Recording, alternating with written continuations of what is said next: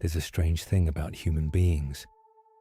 Two people can stand in the exact same place, under the same sky, carrying the same amount of pain, and still walk away seeing completely different worlds.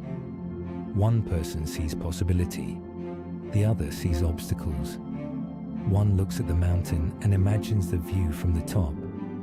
The other only sees how steep the climb is. And the frightening part is, both of them are usually right. I learned this years ago from an old man I met near a train station just before winter arrived.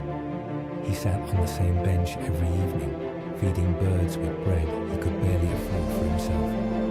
People passed him without noticing. Most assumed he was poor, forgotten, broken by life. But every time I spoke to him, he carried a kind of peace most wealthy people spend their entire lives chasing. One evening, I asked him a question. How do you still smile after everything life has taken from you? He laughed quietly, not loudly, not dramatically, just the kind of laugh that comes from someone who has already made peace with difficult truths. Then he said something I never forgot. Most people don't suffer because life is hard. They suffer because they train their eyes to search for what's missing. That sentence stayed with me, because once you notice it, you see it everywhere. Some people walk into a room and immediately notice opportunity, connection, growth, a new beginning. Others walk into the same room and instantly search for judgment, rejection, competition, reasons they won't succeed, and over time, the mind becomes loyal to whatever it practices most.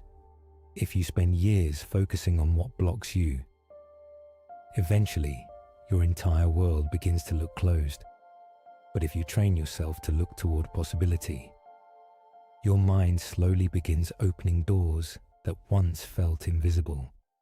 That's why two people can live completely different lives with the same circumstances. One becomes trapped by fear, the other becomes guided by vision. And maybe the saddest part is this. Most people don't even realize they've spent their entire lives staring at the wall, while there was a door beside them the whole time. I once knew a man who wanted to start a business for nearly 10 years. Every conversation sounded the same. The economy is bad. I don't know the right people. What if I fail? What if nobody supports me? Then one day I met another man with almost nothing. No connections, no money, no perfect plan. But he had a different way of seeing. When problems appeared, he asked, how do I move around this?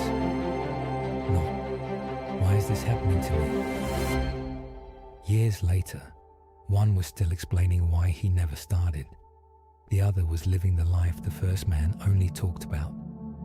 That's when I realized something terrifying. Many people are not destroyed by failure. They are destroyed by anticipation, by imagined defeat, by rehearsing disaster before life even gives them a chance. They spend so much time focusing on what could go wrong. They slowly become blind to everything that could go right. And the mind is dangerous like that. Whatever you repeatedly focus on begins shaping your reality. Fear makes evidence out of shadows. Doubt turns small obstacles into permanent walls. But vision has a strange power. It pulls you forward even when logic says stop. That doesn't mean successful people ignore pain or difficulty. No, they see it clearly, but they refuse to worship it. That is the difference. Some people build their identity around limitation. Others build their identity around possibility. And eventually, both become exactly what they've been focusing on. There's an old story about two prisoners staring through the bars of a cell. One saw mud, the other saw stars. Same prison, different focus, different reality. And maybe that's the quiet truth nobody wants to admit.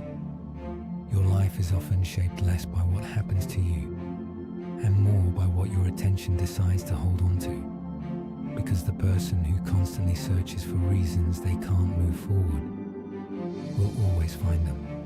But the person who searches for even the smallest reason to continue usually does. So tonight, ask yourself something honestly. When you look at your future, what do you actually see first? The possibility or the obstacle? Because the answer to that question may quietly